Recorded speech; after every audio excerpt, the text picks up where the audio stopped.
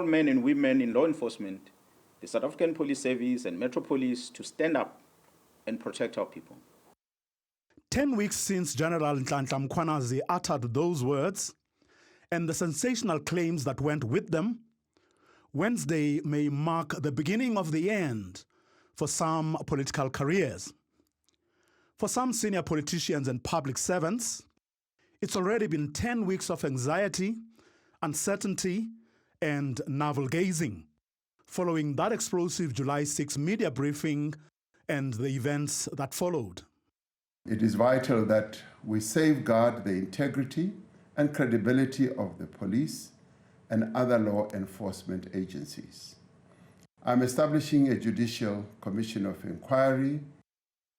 With the establishment of the Commission of Inquiry also came the suspension of Police Minister Senzo Mchunu, up until now the first big political casualty.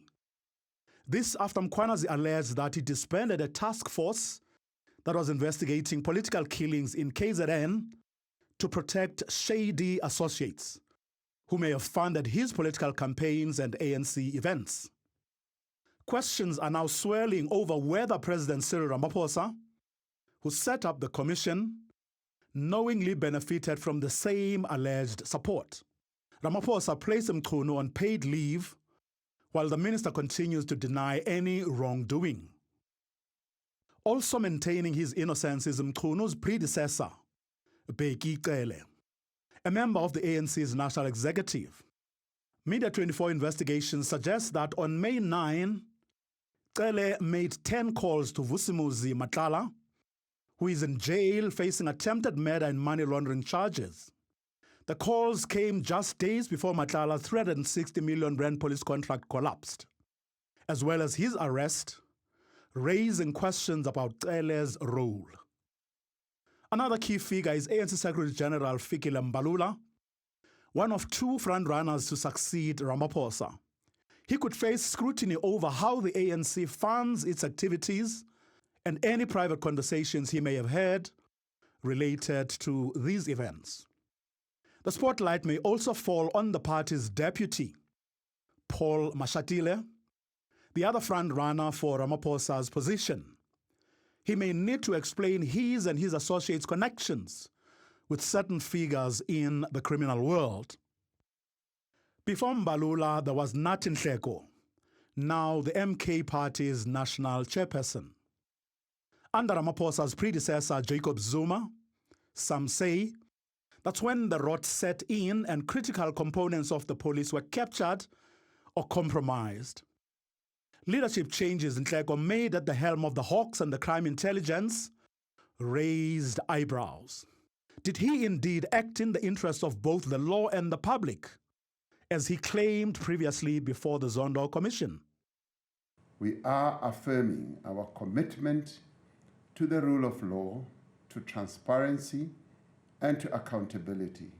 What is significant about this Commission of Inquiry is the breadth of its terms of reference. They are extremely wide, and the expectation, therefore, that it will complete its work within 3 or 6 months is a very high expectation, and the work it is required to do may well take longer. The other terms of reference are also pretty wide. For example, the accountability of members of the executive who are responsible for law enforcement, whether by commission or omission. Significantly, that is going to require a full investigation into the conduct of the executive in relation to the issues. The stakes are even higher for the ANC. Last year, it fell below 50% in the national election for the first time.